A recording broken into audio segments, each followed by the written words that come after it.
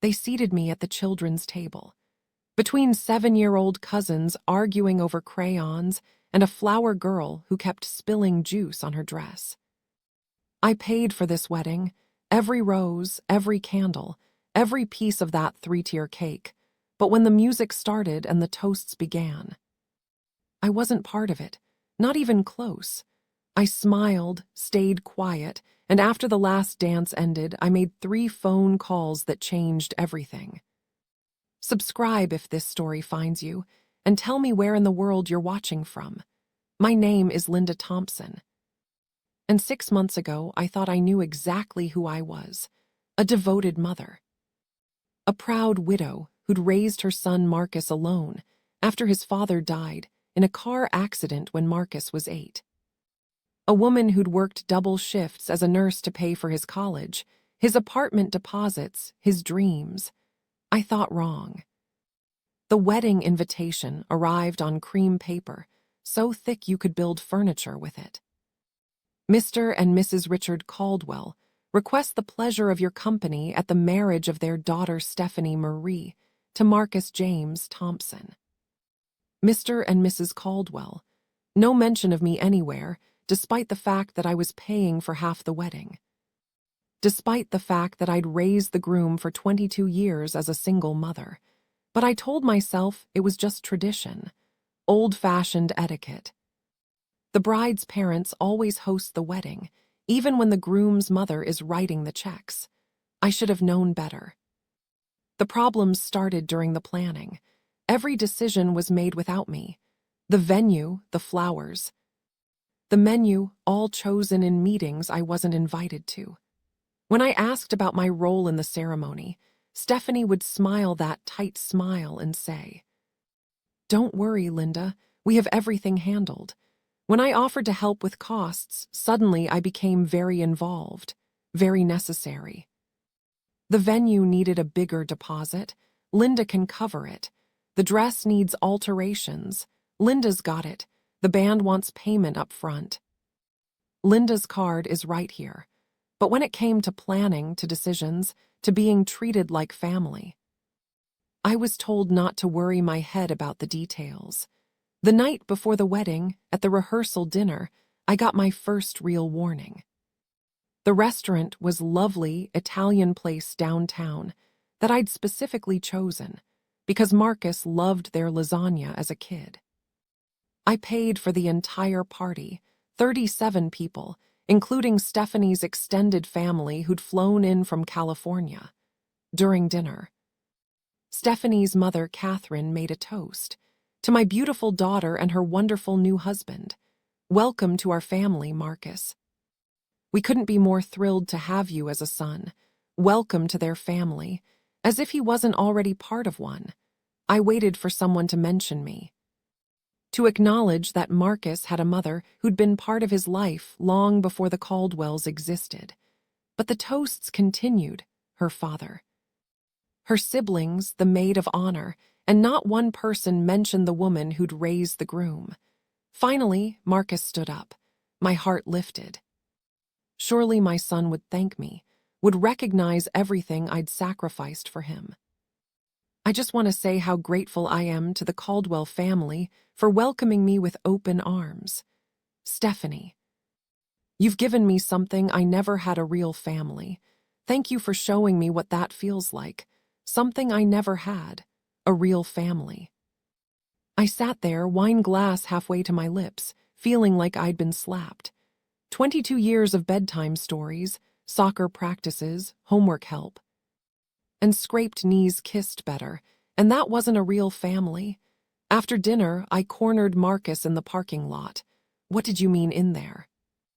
"About never having a real family." He looked uncomfortable, glancing back toward the restaurant where Stephanie was saying goodbye to relatives. "Mom, you know what I mean. The Caldwells are so traditional, so stable. 2 parents, family traditions, Sunday dinners. It's what I always wanted growing up. What about our Sunday dinners? What about our traditions? It's not the same thing. They have this whole family history, this sense of belonging. With us, it was always just survival, as if love wasn't enough. As if everything I'd given him was somehow less than what they offered because I'd done it alone. That night in my hotel room, I cried for the first time in months. Not the pretty tears you see in movies, but the ugly, soul-deep sobbing that comes when you realize the person you love most in the world sees your sacrifices as inadequate. But I told myself it was pre-wedding nerves, cold feet. Once we got through the ceremony, things would go back to normal. I was wrong about that too. The wedding day started early. I'd planned to help Stephanie get ready after all. That's what mothers do for their daughters-in-law. But when I arrived at the bridal suite, Catherine Caldwell answered the door with a look of mild surprise. "Linda, we weren't expecting you. Stephanie's getting ready with her girlfriends and sisters. Maybe you could help with the flowers downstairs." Help with the flowers. Like I was hired help instead of the groom's mother. I spent the morning arranging centerpieces with the florist while upstairs. Stephanie was surrounded by her female relatives, getting her hair and makeup done, laughing and taking pictures I'd never see. When I finally got a moment to get ready myself, it was in a cramped bathroom off the church kitchen. I'd brought a beautiful navy dress, something elegant and appropriate for the mother of the groom. I'd spent weeks looking for it, wanting to look perfect for my son's big day. But standing in that harsh fluorescent light, putting on lipstick in a cracked mirror above a utility sink, I felt anything but perfect. I felt forgotten. The ceremony itself was lovely. Marcus looked handsome in his tuxedo, standing at the altar with tears in his eyes as Stephanie walked down the aisle on her father's arm. For a moment, watching my son get married, I felt the same pride I'd felt at his high school graduation, his college commencement, every milestone I'd witnessed alone. But then came the family photos. The photographer called for immediate family, first bride and groom with Stephanie's parents and siblings. Then extended family, grandparents, aunts, uncles, cousins. I waited for my turn, smoothing my dress, checking my hair. "I think we're good," the photographer said, starting to pack up his camera. "What about photos with the groom's family?" I asked. He looked confused. "I thought you were a friend of the family. Let me check my list." He flipped through his notebook. "I don't have any shots scheduled with Linda Thompson. Are you sure you're supposed to be in the family photos?" I felt heat rise in my cheeks. "I'm Marcus's mother." The photographer looked even more confused. "Let me ask the couple." He walked over to where Marcus and Stephanie were greeting guests. I couldn't hear the conversation, but I saw Stephanie shake her head slightly, saw Marcus shrug, saw the photographer nod and continue packing up. No photos with the groom's mother, because apparently I wasn't considered immediate family. That should have been my breaking point. That should have been when I walked out, demanded answers, refused to be treated like a stranger at my own son's wedding.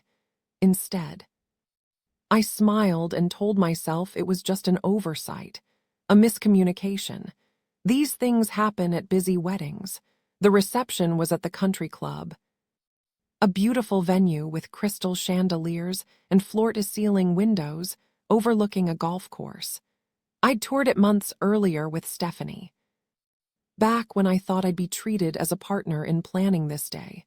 When we arrived, I looked for my table assignment. The guest book table had a beautiful seating chart, handwritten in calligraphy on a mirror surrounded by white roses. I found my name at the bottom of the list, table 12, in the back corner by the kitchen doors. I made my way through the elegantly decorated room, past tables full of Stephanie's sorority sisters, her work colleagues, her extended family, past the head table where the wedding party sat in a place of honor, past tables 1 through 11, filled with people who somehow ranked higher than the mother of the groom. Table 12 was tucked behind a column, partially hidden by a large floral arrangement that blocked the view of the head table. My table mates were Stephanie's 7-year-old niece and nephew, a couple of distant cousins I'd never met, and Marcus's elderly aunt who lived in a nursing home and spent most of the reception asking where she was. I sat in my assigned chair, the one facing away from the head table, and tried to process what was happening. This wasn't an oversight. This was deliberate. Stephanie had looked at that seating chart and decided that the woman who'd raised her husband belonged in the back corner with the children and confused elderly relatives. The first course was served, a beautiful salmon dish I'd helped select during the menu tasting months earlier. The 7-year-old next to me knocked over her water glass, soaking my napkin and the front of my dress. The elderly aunt kept asking me who I was and why I was sitting at her table. From my seat behind the column, I could barely see the head table. I couldn't hear the speeches clearly, just muffled words about love and happiness and bright futures. I watched through gaps in the floral arrangement as Marcus and Stephanie shared their first dance, as her father spun her around the dance floor. As the wedding party joined in for the second song, no one asked me to dance. No one came to check on me. No one seemed to remember I was there during the cake cutting. I actually stood up and moved closer, thinking someone would motion me forward for photos. After all, I'd helped choose that cake, paid for it.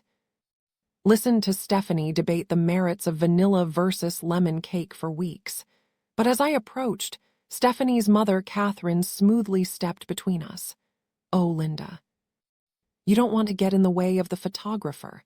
Better view from back there anyway. Better view from back there." Like I was a tourist observing someone else's family celebration. I returned to my table, sat down next to the sticky-fingered 7-year-old, and watched strangers cut the cake I'd bought for my son's wedding. That's when I made my first call. I excused myself to the ladies' room and dialed the number for the honeymoon resort in Hawaii. Marcus and Stephanie were flying out the next morning for 2 weeks at a luxury resort I'd booked as my wedding gift to them. "I need to cancel a reservation," I told the booking agent. "Thompson party, checking in tomorrow. I'm sorry to hear about the cancellation, Mrs. Thompson.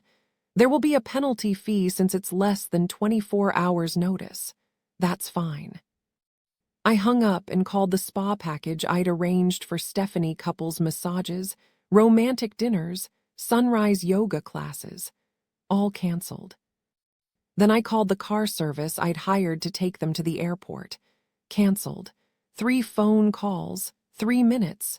$22,000 worth of wedding gifts gone. I returned to my table, smoothed my dress, and smiled at the 7-year-old who was now finger-painting with frosting on the white tablecloth. The reception continued around me. Toasts were made by Stephanie's father about his little girl growing up, by the best man about Marcus finding his true love, by the maid of honor about Stephanie deserving all the happiness in the world. No toast from the groom's mother. I hadn't been asked to speak. As the evening wound down, guests started leaving. The elderly aunt was collected by her caregiver. The children were carried out by tired parents. I found myself alone at table 12, surrounded by empty chairs and the detritus of someone else's celebration. Marcus and Stephanie were making their rounds, thanking guests for coming. I watched them work the room, table by table, hugging and laughing and taking final photos. They never made it to table 12. At 11 p.m., I gathered my purse, left my untouched slice of wedding cake on the table, and walked out of my son's wedding reception. No one noticed me leave. In the parking lot, as I was unlocking my car, my phone rang. "Marcus, Mom, where are you? Stephanie wanted to thank you for everything. I'm heading home." "Already? We were going to do one more round of photos. The photographer wants some shots of all the family." All the family. Now that the party was over, suddenly I was family again. "I'm tired, Marcus. It's been a long day. But Mom, have a wonderful honeymoon, I said and hung up.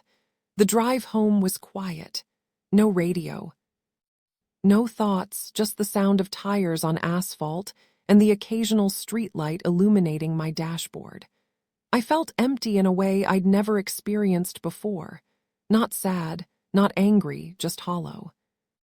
At home, I poured myself a glass of wine and sat at my kitchen table, still wearing my navy dress with the water stained down the front. The house felt too quiet, too still. Like the aftermath of a tornado. My phone buzzed with text messages from Marcus, then from Stephanie, then from various wedding guests who'd somehow gotten my number, all asking where I'd gone. If I was okay, if something was wrong. I didn't respond to any of them. Instead, I went to my bedroom closet and pulled out a shoebox I kept on the top shelf. Inside were Marcus's important papers, birth certificate, social security card, school records, medical files. Everything a mother accumulates over 22 years of raising a child. I hadn't looked through these documents in years, but something was nagging at me. Something about the way Marcus had talked about real family and belonging. Something that didn't quite add up about his childhood memories. I spread the papers across my bed and started going through them chronologically. Baby photos, hospital bracelets, vaccination records.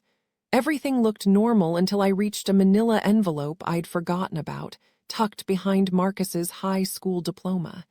Inside were bank statements. Not mine, Marcus's. From an account I didn't know he had. I stared at the statements, dated from 2 years ago when he was still living at home, supposedly saving money for his own place. Transaction after transaction showed deposits I recognized. The money I'd been giving him for rent, groceries, car payments. Money I thought he was using to build his independence. But the withdrawals told a different story. Expensive restaurants, designer clothing stores, weekend trips with Stephanie, while I was working extra shifts to help him save money. He was spending it on a lifestyle I could never afford. There were more papers, credit applications where he'd listed my income as his own. A loan document for a car, not the used Honda I thought he'd bought, but a BMW, with payments he'd been making using the money I gave him for living expenses. And then I found the worst one. An email printed out and tucked between the bank statements. From Marcus to Stephanie, dated 6 months ago. Don't worry about the wedding costs. Mom will cover whatever we need. She's so desperate to be involved. She'll pay for anything if it means staying in my good graces. I've got her wrapped around my finger. She still thinks I'm her little boy who needs taking care of. It's pathetic but useful. Stephanie's reply was even worse. LOL, your mom is so sad. At least she's good for something. Maybe we can get her to pay for the honeymoon too. She'll do anything if she thinks it makes her a good mother. I sat on my bed at 2 a.m., surrounded by the evidence of my son's calculated deception, and finally understood why he'd been so drawn to the Caldwell family's wealth and status. Why he'd described them as real family and our life together as just survival. Marcus wasn't grateful for my sacrifices. He was embarrassed by them. He saw my love as weakness, my generosity as desperation. In his mind, I wasn't a devoted mother. I was a convenient ATM with emotional buttons he could push whenever he needed money. The woman who'd raised him, loved him, worked herself to exhaustion for him. I was just a resource to be managed and exploited. I carefully put the papers back in the folder, returned everything to the shoebox, and placed it back on the shelf. Then I sat down at my computer and began typing. The email was short and direct. Marcus, I hope you and Stephanie have a wonderful marriage. I've decided to step back and give you space to build your new life with your chosen family. The checking account I set up for your post-wedding expenses has been closed. Consider this my final gift to your independence. Love, Linda. I hit send at 3:17 a.m. and went to bed. The phone started ringing at 7 a.m. Marcus over and over, then Stephanie. Then Catherine Caldwell, which surprised me. She'd barely spoken to me during the entire wedding planning process. I let them all go to voicemail. The messages started calm and escalated quickly. "Mom, what's going on? The car service never showed up. Linda, this is Stephanie. We missed our flight because no one came to get us. Can you call us back? Mom, the hotel says our reservation was canceled. What the hell is happening? Linda, this is Catherine Caldwell. I don't know what kind of game you're playing. But this is extremely unprofessional. My daughter and her husband are stranded. By noon, there were 17 missed calls and 12 voicemails, each one more frantic than the last. Each one confirming what I'd learned from those emails. They only called when they needed something from me. I turned off my phone and went to the garden. My backyard had always been my refuge. 20 years of careful cultivation had created a small paradise, rose bushes, herb garden, a little vegetable patch where I grew tomatoes and peppers. I'd spent countless hours here when Marcus was growing up, pulling weeds and planning his future while he was inside playing video games or talking on the phone to friends. I knelt beside the rose bushes and began deadheading the spent blooms, cutting away the dead parts to make room for new growth. The metaphor wasn't lost on me.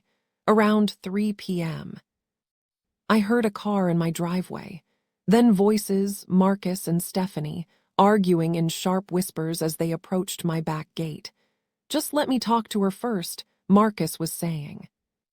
"You'll make it worse. I'll make it worse. I'm not the one whose psychotic mother ruined our honeymoon." Psychotic, that's what I'd become in their narrative. The crazy woman who dared to stop funding their lifestyle.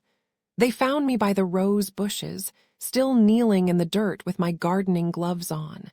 Marcus looked rumpled, stressed, like he'd been up all night. Stephanie looked furious, her perfect wedding makeup replaced by the harsh lines of someone who wasn't getting her way.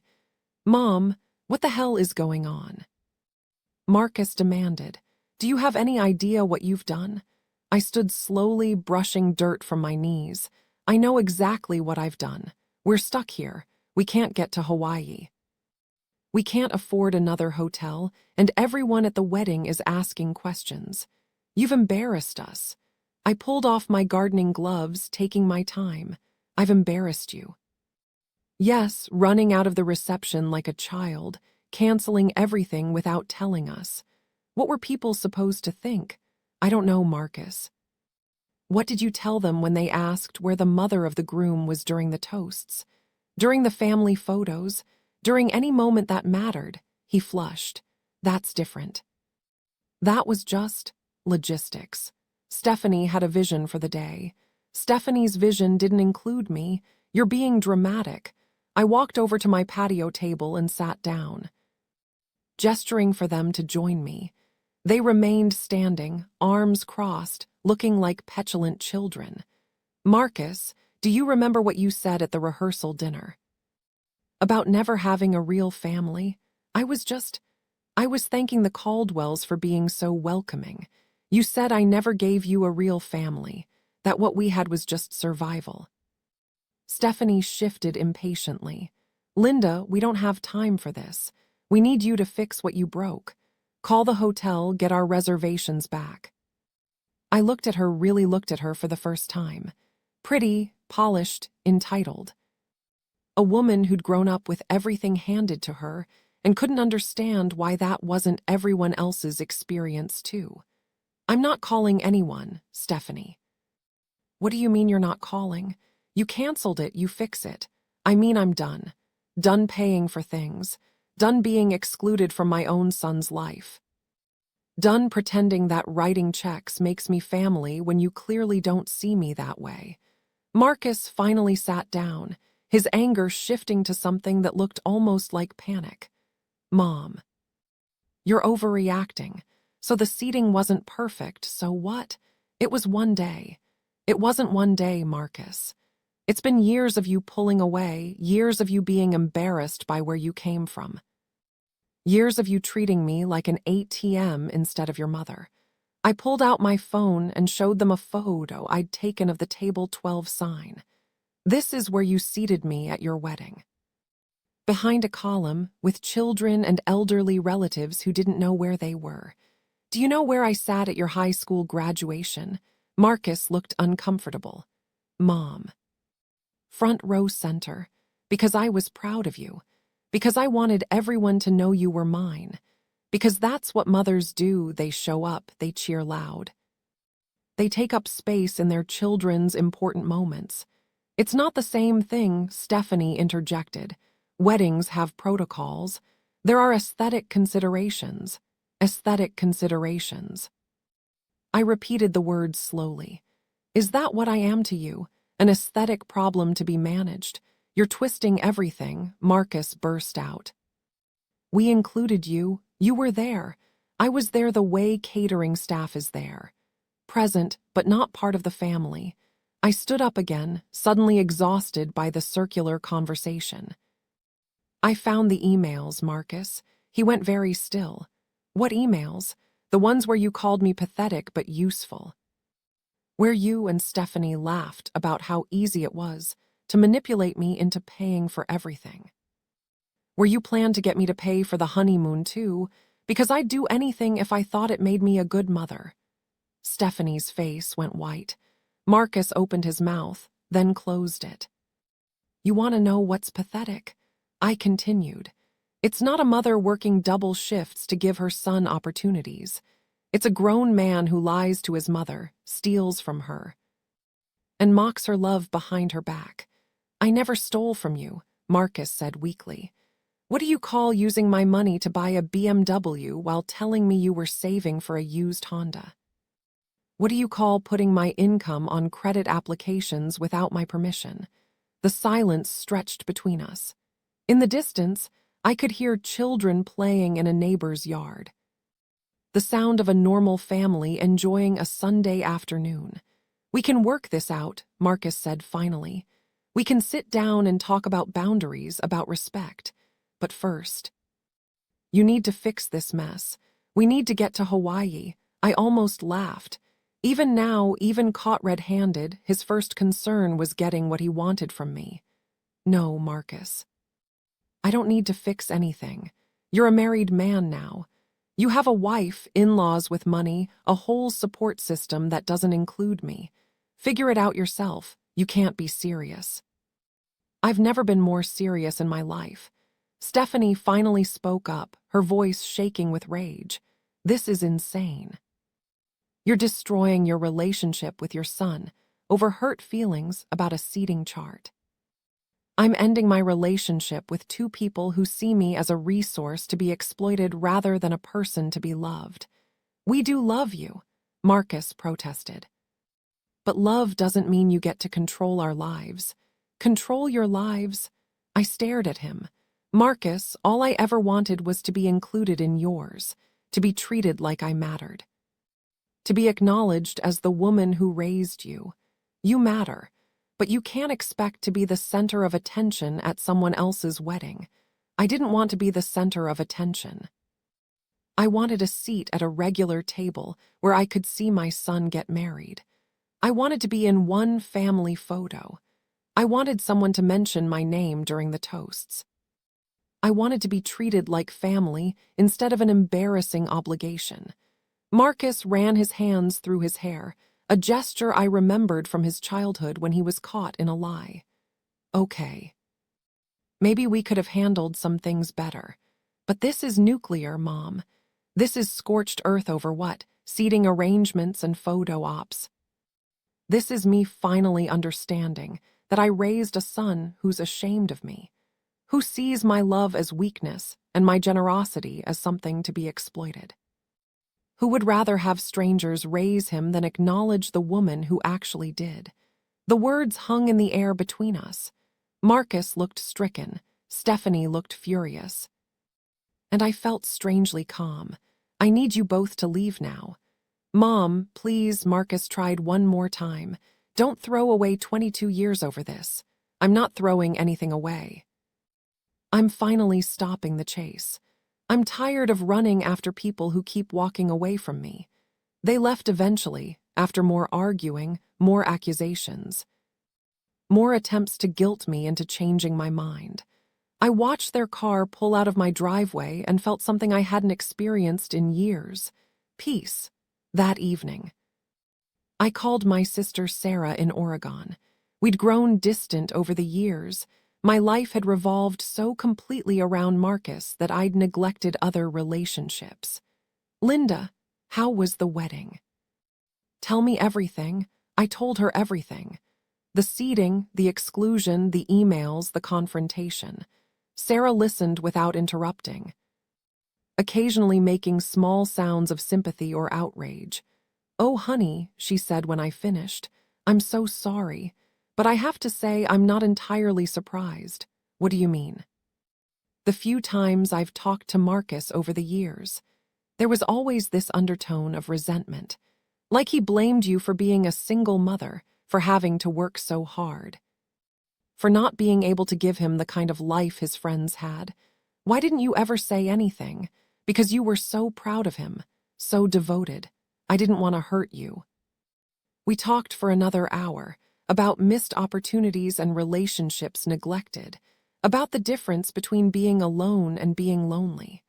When I hung up, I felt lighter than I had in months. Over the next few weeks, I began to rebuild my life, not around Marcus and his needs, but around my own interests and desires. I joined a book club at the local library, something I'd always wanted to do, but never had time for when I was working double shifts to pay for Marcus's expenses.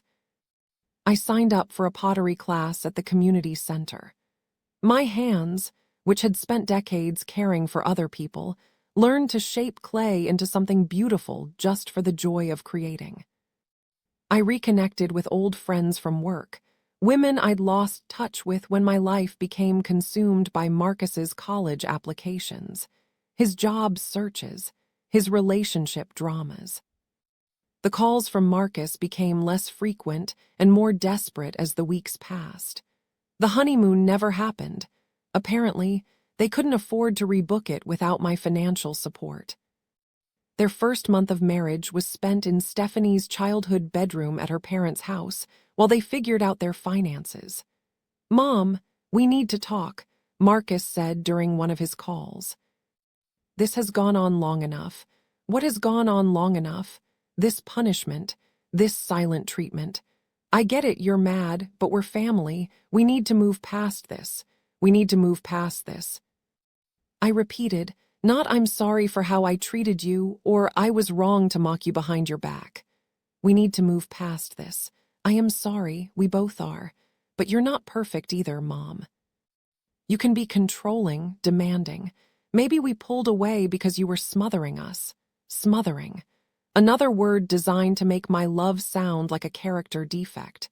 Marcus. I'm not angry anymore. I'm just done. Done trying to earn love from someone who sees my efforts as pathetic. Done funding a lifestyle for people who exclude me from the life I'm paying for. So what, you're just going to cut me off forever? I'm not cutting you off. I'm just not chasing you anymore. If you want a relationship with me, you know where I am. But it's going to be a relationship between equals, not between a woman desperate for crumbs of affection and a son who doles them out in exchange for financial support. The calls stopped after that. 6 months later, I was living a life I'd never imagined possible. My book club had become a tight group of friends who met weekly. Not just to discuss novels, but to share meals and support each other through life's challenges. The pottery class had led to a small side business. I was selling my pieces at local craft fairs and donating the proceeds to a scholarship fund for single mothers pursuing nursing degrees. I'd started dating again, something that hadn't even occurred to me when my life revolved around Marcus's needs. James was a retired teacher, a widower who understood loss and new beginnings. We moved slowly, carefully, building something based on mutual respect rather than desperate need. My house felt different too. Where there had once been shrine-like displays of Marcus's achievements trophies, graduation photos, merit certificates, there were now plants, art from my new hobby. Photos of friends and experiences that belonged entirely to me. I still thought about Marcus, still loved him despite everything. But it was a different kind of love now, the kind that doesn't require constant feeding, constant proof, constant sacrifice of self. One Saturday morning in spring, as I was working in my garden, the doorbell rang. I found Marcus standing on my porch looking older, more tired than I remembered. "Hi, Mom." "Hello, Marcus." He looked around at the garden. The new paint on my front door, the wind chimes I'd hung from the porch ceiling. "The place looks good. Different. I've been making some changes. Can we talk?" I invited him in, made coffee. And we sat at the same kitchen table where we'd had our confrontation a year earlier. He looked around the room, taking in the changes, new curtains, artwork from my pottery class. Photos of me with friends he'd never met. "You look happy," he said finally. "I am happy. I've been thinking about what you said, about the emails, about how we treated you. You were right." "We were wrong." I waited for him to continue. "Stephanie and I are in counseling, individual and couples. She's working on her entitlement issues. I'm working on mine." "That's good, Marcus. I want you to know that I understand now. What you sacrificed, what you gave up for me. I was so focused on what I didn't have: a father, money, a normal family, that I couldn't see what I did have. A mother who loved me enough to work herself to exhaustion." I felt tears starting, but I didn't let them fall. These were words I'd waited years to hear, but I'd learned to find my worth in other places. "I appreciate you saying that. I want to make things right. I want us to be a family again." "We never stopped being family, Marcus. But family doesn't mean what I thought it meant for so many years." He looked confused. "What do you mean?" "I thought family meant sacrificing everything for each other, putting other people's needs before your own happiness, being endlessly available, endlessly giving, endlessly forgiving. But that's not family, that's codependency." I got up and refilled our coffee cups, taking my time to gather my thoughts. Real family means respecting each other's boundaries. It means showing up not just when you need something, but when you want to share joy. It means making space for each other in the important moments. "I want that," Marcus said quietly. "I want to learn how to do that. Then we start small. We start with honesty. We start with respect. We start with you understanding that I'm not just your mother anymore. I'm a person with my own life, my own interests, my own relationships." He nodded. Can I meet your friends? The people you've been spending time with?" I smiled, genuinely smiled, for the first time since he'd arrived. "I'd like that." It wasn't a fairy tale reconciliation. There were still difficult conversations, still moments of backsliding into old patterns. Stephanie took longer to accept the new dynamic, still occasionally expecting me to fund their lifestyle or prioritize their needs above my own plans. But slowly, carefully, we built something new. Marcus started calling not just when he needed something, but to check on me, to share news about his job, to ask about my pottery class. When my book club friends invited me to a weekend retreat, I went without guilt or worry about whether Marcus might need something. When James proposed 8 months later, Marcus walked me down the aisle with genuine joy rather than obligation. At my wedding, a small ceremony in my garden with 20 close friends, there were no assigned seats, no exclusions, no hierarchy of importance. Everyone who mattered to me was there, not because they had to be, but because they wanted to be. The difference was everything. During my own wedding reception, as I danced with my new husband under the string lights we'd hung between the oak trees, I caught Marcus's eye across the garden. He raised his glass to me in a toast, not the kind given out of obligation, but the kind shared between people who have learned to value each other properly. I raised my glass back. And in that moment, I understood something I'd missed for 22 years. Love isn't something you chase or earn or demand. Love is something you give freely, receive gracefully, and honor by becoming the fullest version of yourself. The woman who'd sat at table 12, hidden behind a column at her son's wedding, was gone. In her place was someone who knew her worth. Someone who'd learned that the people who matter most are the ones who make space for you willingly, gladly, without being asked. Some chairs are worth fighting for. Others are better left empty.